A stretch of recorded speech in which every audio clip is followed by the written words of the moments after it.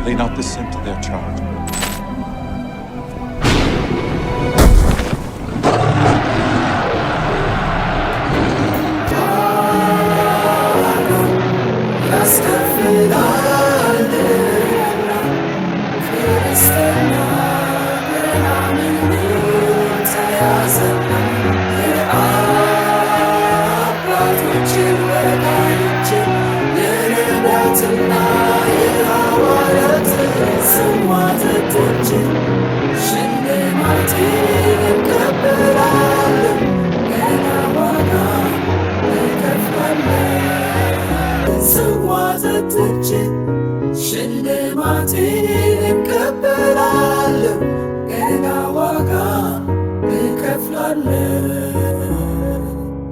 እንግዲህ በእምነት ከጸደቅን በእግዚአብሔርም ዘንድ በጌታችን በኢየሱስ ክርስቶስም ሰላምን እንያዝ። በእርሱም ደግሞ ወደ ቆምንበት ወደዚህ ጸጋ በእምነት መግባትን አግኝተናል። በእግዚአብሔርም በክብር ተስፋ እንመካለን። ይህም ብቻ አይደለም፣ ነገር ግን መከራ ትዕግስትን እንዲያደርግ፣ ትዕግስትም ፈተና፣ ፈተናም ተስፋን እንዲያደርግ እያወቅን በመከራችን ደግሞ እንመካለን። ሮሜ ምዕራፍ 5 ከቁጥር 1 እስከ 4። እርሱ በመከራችን ሁሉ ያጽናናናል። ስለዚህ እኛ ራሳችን በእግዚአብሔር በመናጽናናበት መጽናናት በመከራ ሁሉ ያሉትን ማጽናናት እንችላለን። ሁለተኛ ቆሮንቶስ ምዕራፍ 1 ቁጥር 4።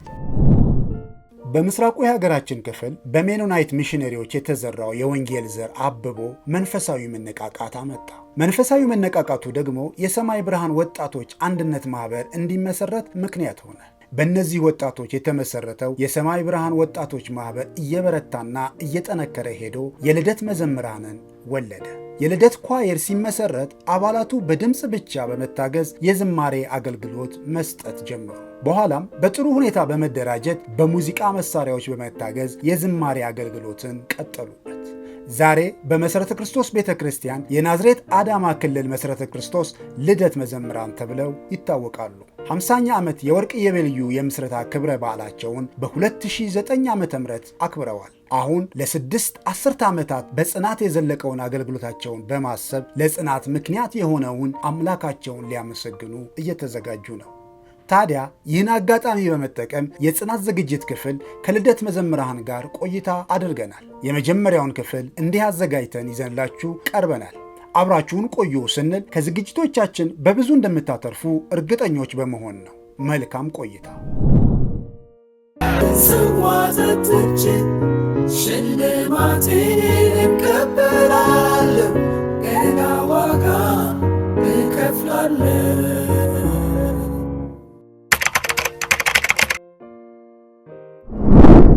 አምላካችን እግዚአብሔር እናመሰግንሃለን።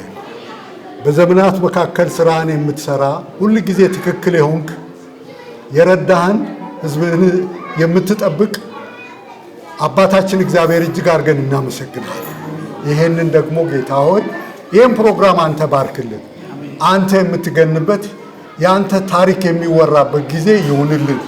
ሁሉ ለአንተ ሰጠን፣ በኢየሱስ ስም አሜን።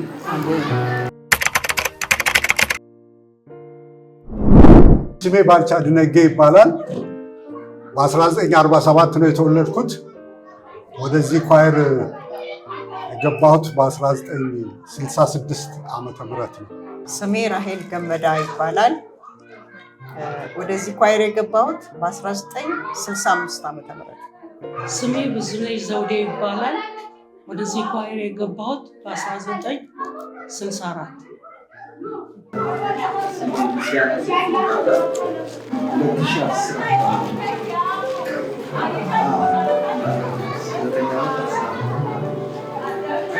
ዩቲ ያቀርባለሁ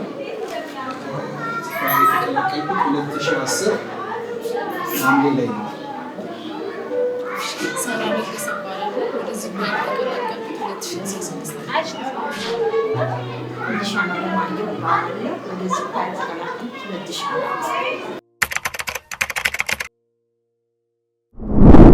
ከልጅነቴ ጀምሮ ሚስዮናውያን ሆስፒታል ግቢ ውስጥ ነበሩ።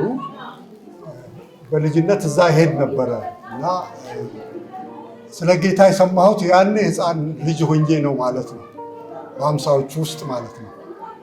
እና በስነ ስርዓት ግን ጌታን ተቀብዬ የተጠመቅኩት ግን በ1965 ዓመተ ምህረት ነው ማለት ነው።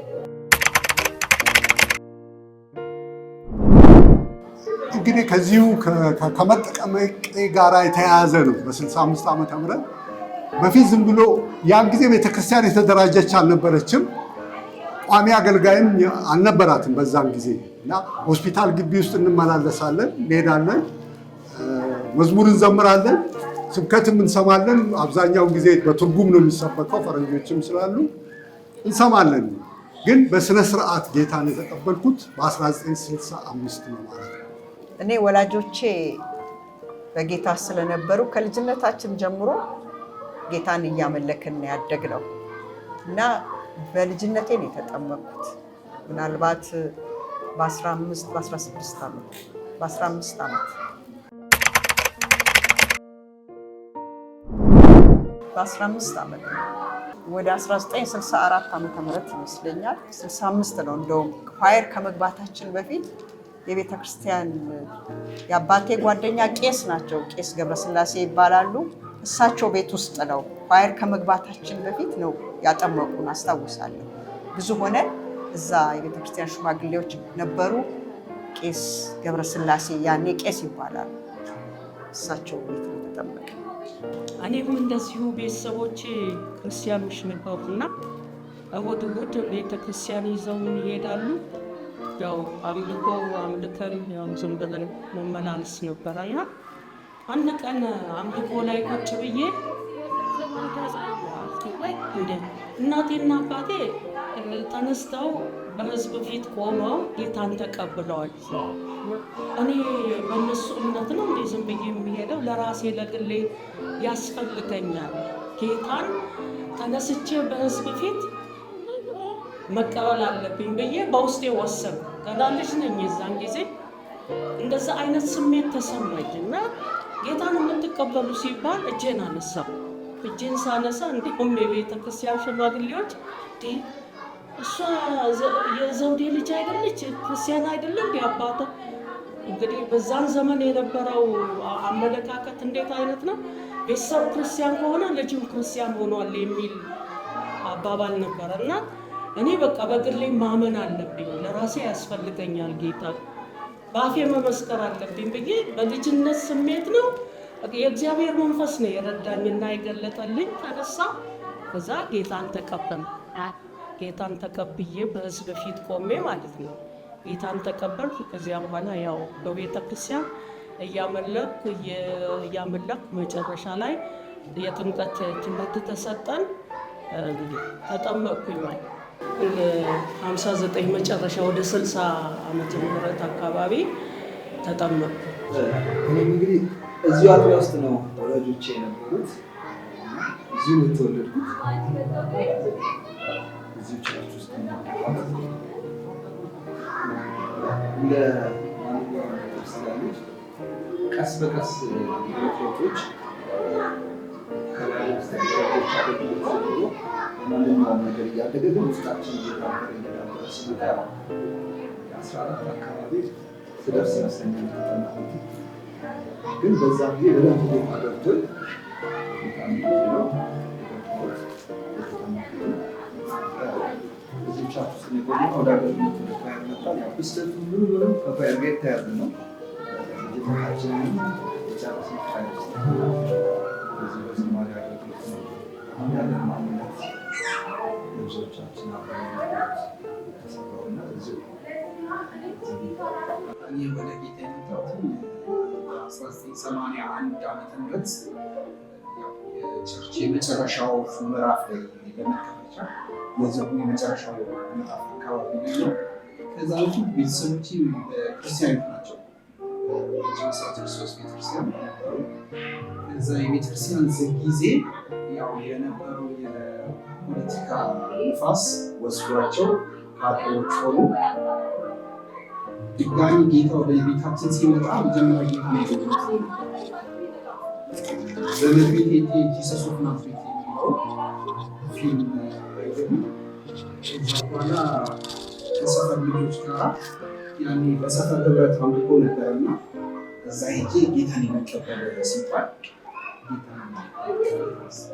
እኔም በጌታ ቤት ውስጥ ነው ያደግኩት። ቤተሰቦቼ በጌታ ስለሆኑ ከልጅነቴ ጀምሮ ቸርች ውስጥ ነው ያደግኩት። በተለይ ደግሞ ማስታወሰው ከ10 ዓመቴ ጀምሮ በጣም በቃ መንፈስ ቅዱስ ራሱ ምን ማለት እንደሆነ እየተረዳ እግዚአብሔር ምን ማለት እንደሆነ እየገባኝ ያደግኩበት ጊዜ ነው ማለት ነው። አገልግሎትም በልጅነት ነው የጀመርኩት። ከሰንዴ ስኩል ጀምሮ እና የተለያዩ አገልግሎቶችን እናገለግል ነበር ልጅ እያለሁ። የተጠመቅኩት ደግሞ በ15 ዓመት ነው። የተቀበልኩት በ1986 ዓመተ ምህረት ነው።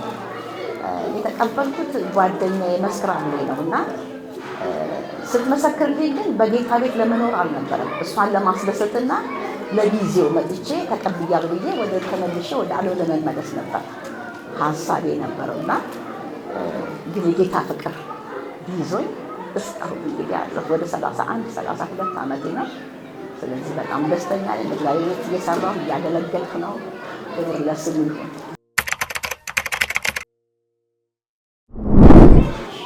በቤተሰብ በኩል እንኳን ቻሌንጆች ብዙ አልገጠመኝም። ወንድሜም እህቴም ጌታን ተቀብለው ነበር ከኔ በፊት። ግን እነሱን መቀበላቸው እንደውም በጣም እቃወማቸው ነበር። ለምን ተቀበሉ እያልኩ ማለት ነው። እና ጓደኛዬ ግን በጣም ወዳታለሁ። ምናልባት የምትታወቅ ነች እዚህ ሀገር ውስጥ ፎቶ ቤት ያላት በጣም ጓደኛዬ መጨረሻ እና እሷ አስቀድማ ጌታን ተቀበለች። እና ያው ስትነግረኝ ከእሷ መለየት ብቻ ስለማልፈልግ ወደ ጌታ መጣሁ። ግን ከመጣሁ በኋላ ብዙ ነገሮች ገጥሞኛል በህይወቴ ማለት ነው። እና ብዙ ቻሌንጆች በኑሮ ያው በእርግጥ ጌታን ከመቀበሌ በፊት ጥሩ ኑሮ ነበር የምኖረው የነበረው በወቅቱ ማለት ነው። እና የልጄ አባት ልክ ጌታ እንደተቀበልኩ ወዲያው ከኔ ጋር ያለው ነገር አቆመ ማለት ነው። እኔም ደግሞ የነበረ ወደ እሱ ለመመለስ ነበር የኔ ሀሳብ የነበረው እንጂ ዘልቃለሁ የሚል ሀሳብም አልነበረኝም በጌታ ቤት። ግን የጌታ ፍቅር ያዘኝ። እኔም ወሰንኩኝ። ለጊዜው ብዙ ነገር ውስጥ አለሁ፣ ብዙ መከራ ውስጥ አልፌያለሁ። ግን ዛሬ ክብር ለስሙ ይሁን። እጅግ በጣም ተባርኬ እየኖርኩ ነው ያለሁት። የዛን ጊዜ አባቴ ደርግ ሲሰራ ካድሬ ነበረ። የፖለቲካው አንድ አካል ነበረ አባቴና ሲሄድ ወደ መጽሐፍ ቅዱስ ትምህርት ባይብል ስተዲ ጀመርኩ። ስመለስ የት ነው ሄድከው የሚል ጥያቄ ይመጣል። የት ሄደ ተብሎ ቤት ውስጥ እፈለጋለሁ እና አይፈለግም። ምንድነው ሌላም ሰው እንዳይቃወመው አባቴ ቤተሰብ እንዳይቃወመው በትምህርቱ ላይ ቸል ይላል በሚል ወደ ቸርች ሄጄ ፕሮግራሞችን እንድከታተል አይፈልግም ነበር እና ከቤት የመባረር አጋጣሚው ነበር። ፕሮግራም ተምሬ እንትን ስል እዛው እነሱ ያኑሩክ ብሎ ከቤት አባሮኝ ያውቃል እና በኋላ ነው እግዚአብሔር ወደ ልቡ መጥቶ እሱን ጌታ ሲቀበል ቤተሰባችን ሙሉ ለሙሉ በፍሪደም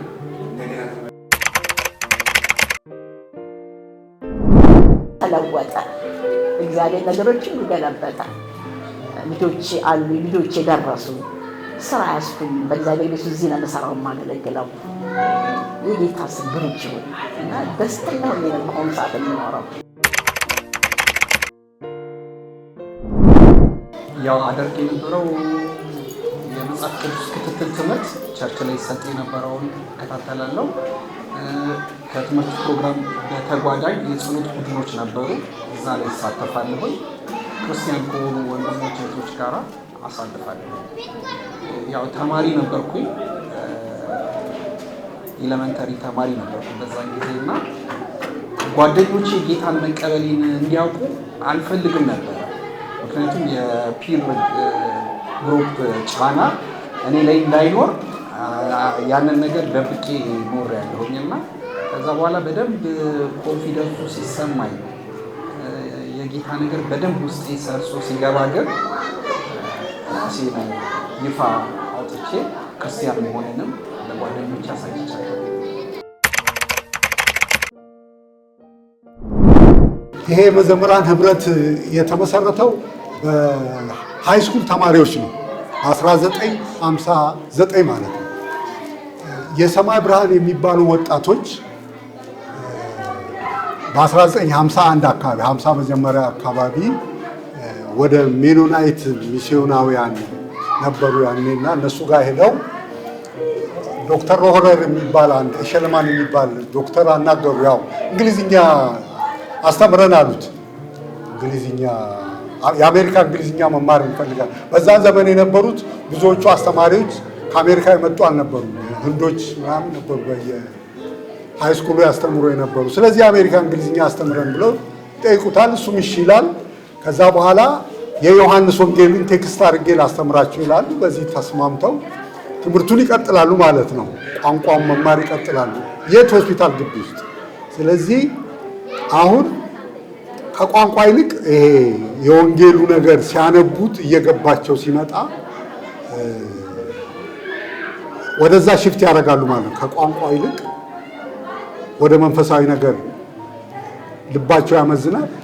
ስለዚህ እዛ ከፈረንጅ ጋር መታየት ስለማይፈልጉ ቤት ተከራይተን እዛ ይሄንን ነገር ብንለማመደው የሚል ነገር ፈረንጁን ያማክሩታል። በቃ ጥሩ ነው ይላል እሱ። ያው የቤት ኪራይ እንግዲህ እንዲከፍልላቸው ይስማማል። ትንሽ ነበር ያኔ ኪራዩ ቢሆንም እንግዲህ ያው ተማሪዎች ስለሆኑ ብዙ ገንዘብ ስላልነበራቸው ይቀጥላሉ ማለት ነው 50 ውስጥ ማለት ነው። ስለዚህ ያ የሰማይ ብርሃን እየተጠናከረ ሄደ። መንፈሳዊውን ነገር መጽሐፍ ቅዱስ እንደሚለው መለማመድን ይጀምራሉ ማለት ነው። ጸሎት ይጀምራሉ፣ ቃሉን ማጥናት ይጀምራሉ። ከዛ በኋላ ሰዎች ከአጋንንት መፈወስ ይጀምራሉ ማለት የመንፈስ ቅዱስ እንቅስቃሴ ሳያውቁት መለማመዱን ይጀምሩታል። ስለዚህ ይሄ ህብረትም ይሄ መዘምራን ህብረትም እዛ መሀል ነው የተጀመረው ማለት ነው። እየቆሙ በቃላቸውም ሰብሰብም እያሉ መዘመር ጀመሩ። በ59 እንደ ፎርማል አረጉት ማለት ነው። እና እንዳውም ኮንፈረንስ ተዘጋጅቶ ነበር ከተማ ውስጥ በዚህ ዓመተ ምህረት እንደዚህ እንኳን በዛን ጊዜ አገልግሎ ግን በኋላ በስደት ምክንያት ኮንፈረንሱ ሳይካሄድ ቀረ። ረብሻ ተፈጠረና የቀራቸውን ኮንፈረንስ በሆስፒታል ግቢ ውስጥ አጠናቀቁ ማለት ነው። ስለዚህ የተጀመረው በ1959 ዓመተ ምህረት ነው ማለት ነው። ተቃውሞ ነበረ።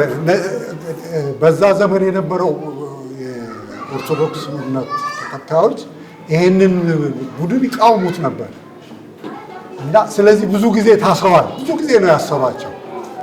እዛ ሰማይ ብርሃን ውስጥ ከነበሩት አንዷ እህት አለችበት። በኋላ እሷን ትጠይቃታለህ። በተደጋጋሚ ያስሯቸዋል። ለ3 ቀን ታስረው እንደገና ተመልሰው ወደ ጸሎት ቤታቸው መሄድ ደግሞ እነሱ መጮኻቸውን መዘመራቸውን አላቋረጡም። እንደ መደበኛው እንደ ሜኖናይቶቹ አይደሉም። እዛ ጋር ሲጸልዩም ጮክ ብለው ነው፣ ሲዘምሩም ጮክ ብለው ነው። ረበሻችሁ ነው፣ አንዱ ረበሻችሁ ነው፣ ሁለተኛ ባህል አበላሻችሁ ነው። ስለዚህ በዛ ዘመን የነበሩ አባይረድ የሚባሉ ሰው ቄስ ነበሩ። ያሳስሯቸዋል ማለት ነው። ወስደው ፖሊስ ጣቢያ ይታሰራል። አዎ እንግዲህ በዛን ጊዜ ቀድሞ ወንጂ ነበርኩና 8ኛን ክፍል አልፌ ወደዚህ ከ9 እስከ 12 እዚህ ገላውዴዎስ ትምህርት ቤት ነበረና እዚህ በመመጣበት ሰዓት ፋየርም ከመግባቴ በፊት ማለት ነው ይሄንን ህብረት ተቀላቀል። በጣም የመንፈስ ቅዱስ ሙላት እና በጣም የተጋጋለበት ጊዜ ነበረ እና በዛ መሃል ገባው። እኔም በመንፈስ ቅዱስ ተሞላው። ከዛ ይደረግ የነበረው ጸሎት እንዴት ነው? ማታ ከትምህርት ቤት ስንመለስ ቀጥታ እዛ ቻፕል እንሄዳለን እና የጸሎት ጊዜ አለን፣ የቃል ጊዜ አለን፣ እናመሻለን ወላ ስንጸልይ ስናመልክ ማለት ነው። ከዛ እንደገና ደግሞ ጠዋት 11 ሰዓት ከማለዳ 11 ሰዓት ትምህርት ቤት ከመሄዳችን በፊት እዛ ቻፕል ሄደን ጸልየን ነው ወደ ትምህርት ቤት የምንሄደው የነበረው። ከፍተኛ ሪቫይቫል ነበረና በእንደዛ አይነት ሁኔታ ውስጥ እያለን አንድ ቀን ከትምህርት ቤት ተመልሰን እዛ ቻፕል ውስጥ እየጸለይን እያለን ፖሊሶች መጡና ዙሪያውን ከበቡት ቤቱ ቻፕሉ እንዳይገቡ ኃይለኛ በቃ የመንፈስ ቅዱስ እሳት ነበርና መግባት አልቻሉም። እስክንጨርስ ድረስ ጠበቁ። ዙሪያችንን ከበው ጠበቁ። ልክ ስንጨርስ ፖሊስ ጣቢያ ትፈልጋላችሁ ውጡ ተባለና ከቻፕሉ ውስጥ ፖሊስ በዚህና በዚህ ተሰልፎ እኛ ደግሞ በመሃል ግቡ ተብለን በሰልፍ ወጣን። ከወጣን በኋላ ይህንን ሁኔታ ያዩ ክርስቲያኖች ፕሮግራሙን ያልተካፈሉ ነበሩና አሁን እኛን ይዘው ወደ ፖሊስ ጣቢያ ሲወስዱን እባካችሁ እኛም እኮ ከነሱ ጋር ነን እንቀላቀል እያሉ ክርስቲያኖች በፍላጎታቸው ማለት ነው በቦታው ያልነበሩ ግን በቃ አብረን ነን የነሱ አባል ነን እያሉ ሁሉ ሲያስቸግሩ ነበሩ ፖሊሶቹና አይ ለጊዜው እነሱን እንውሰድ እናንተ ዞር በሉ እያሉ እየተከላከሉ ጣቢያ ደረስን። ጣቢያ ከደረስን በኋላ ራሱ በቃ ህዝቡ እንዳለ ተገለበጠ። ክርስቲያኑ መጣ እዛ ፖሊስ ጣቢያ እንዳሁኑ ቢሆን ይሸሻል እንጂ አይጋፈጥም ማለት እና መጣና ሜዳውን ሞላ። በቃ እኛም ከነሱ ጋር ነን እሰሩን አስገቡን ቦታ የለንም ለጊዜው ሞልቷል ተብሎ እነሱን ሸኟቸው። እኛ ገባን ወደ ጣቢያ ታሰርን። አይ ጥቂት ቀን ነው ያው ሁኔታው እስከሚጣራ ተብሎ 1-3 ቀን አቆዩን።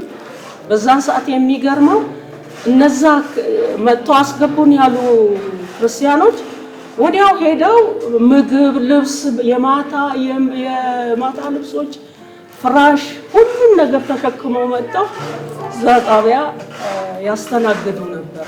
እንደዛ አይነት ፍቅርና የመንፈስ ቅዱስ እንቅስቃሴ ነበር በዛን ሰዓት። አዎ በዛን ሰዓት በርግጥ እኔ ኳየር አልገባውም። የዛን ሰዓት በዛን ጊዜ ነው የተመሰረተው። መስራቹ ዋናው ውሂበ ከበደ ነው። እሱ ነው አስተባብሮ ሌሎቹን ወጣቶች በዛን ሰዓት እሱም ሃይ ስኩል ነበርና እንደዛ አይነት እንዲያውም እሱ በሚያቋቁምበት ሰዓት እኔ ወንጂ ነኝ እዚህ አይደለም። በኋላ ወደ መጨረሻው ላይ ነው ቻፕሉንም የተቀላቀልኩት።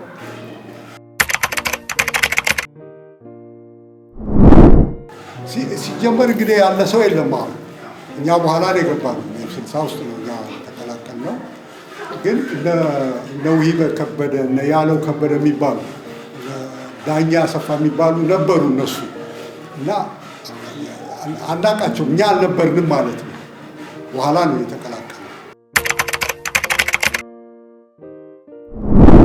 እኔ ስገባ በ66 ነው የገባው። በ66 ስገባ እስከ 65 መጨረሻ ድረስ ዳኛ አሰፋ ነበረ መሪ የነበረ። በኋላ ከዛ ቀጥሎ ያው መኮንን ደሳለኝ በኋላ ቀጠለ ማለት ነው። መኮንን ደሳለኝ በኋላ ይቀጥላል። በስደቱ ጊዜ ተበታትኗል ህዝብ። የአዲስ አበባው ቸርች ሲዘጋ መሰረተ ክርስቶስ ወደዚህ ተደርጎ የሙዚቃ መሳሪያዎች ሁኖች ለጊዜው ሸሽተዋል። ስደቱ በጣም ኃይለኛ ስለነበረ በዛ ምክንያት ተበታትነናል። ማንም ማንንም አይጠይቅም፣ ማንም ማንንም አይገናኝም።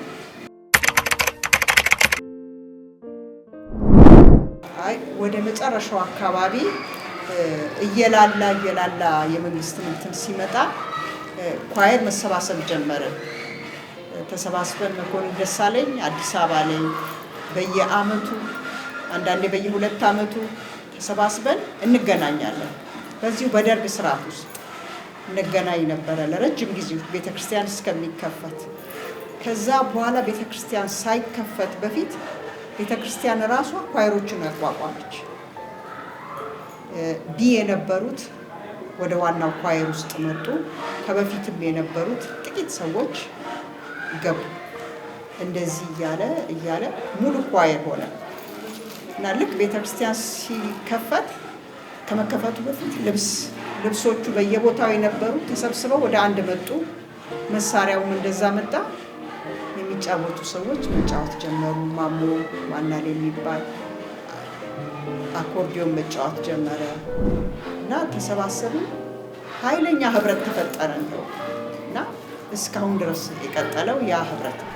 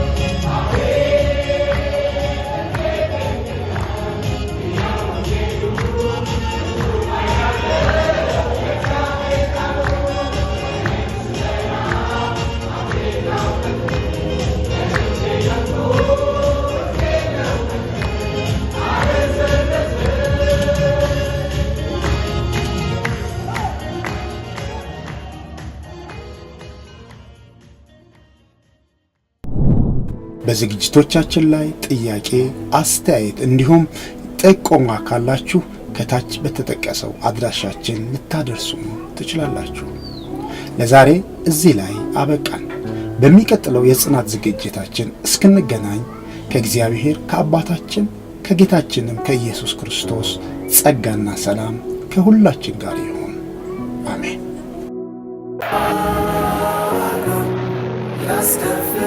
ያስከፍላልና ክርስትና ገና ምኑ ተያዘና የአባቶችን ወዳጆችን የነቢያትና የሐዋርያትን ስሟ ተቶችን